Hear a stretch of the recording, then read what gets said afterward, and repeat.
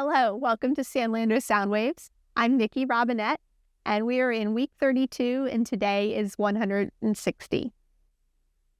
Our reading today is from John chapter 2, verses 13 through 25. Jesus clears out the temple courtyard. It was almost time for the Jewish Passover feast, so Jesus went up to Jerusalem. In the temple courtyard, he found people selling cattle, sheep, and doves. Others were sitting at tables exchanging money. So Jesus made a whip out of ropes. He chased all the sheep and cattle from the temple courtyard. He scattered the coins of the people exchanging money, and he turned over their tables.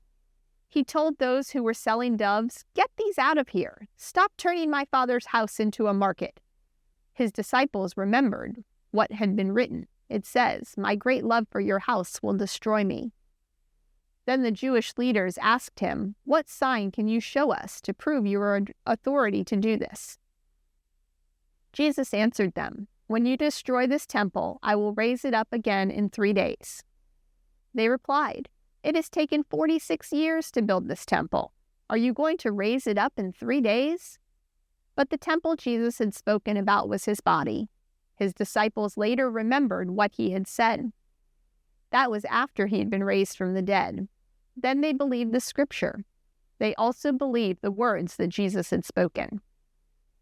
Meanwhile, he was in Jerusalem at the Passover feast. Many people saw the signs he was doing, and they believed in his name. But Jesus did not fully trust them. He knew what people are like. He didn't need anyone to tell him what people are like. He already knew why people do what they do. Now let's consider our devotion on page 179 of book 7 Arrows. Our 7 questions to think about are: what does this passage say? What did this passage mean to its original audience? What does this passage tell us about God? What does this passage tell us about humanity? What does this passage demand of me? How does this passage change the way I relate to people? And what does this passage prompt me to pray to God?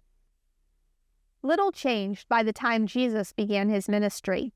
The temple, designed to be the dwelling place of God with his people and the site of worship, had become a marketplace. People still came to offer sacrifices, but they did this out of religious obligation rather than humble worship. The exchange of animals for sacrifice had become a money-making scheme for the religious leaders of the day. Jesus performed an exile of his own, driving the leaders out from the temple. He was appalled at the state of worship among the people of his day.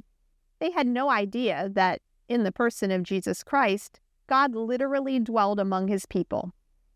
Later, Jesus warned the leaders that they could destroy the temple of his body on the cross, but he would rise again after 3 days. From that point on, proper worship would no longer require a temple, but would instead depend on faith in Jesus and his sacrificial work. Thank you for joining me this week. I hope that you will join back in on Monday.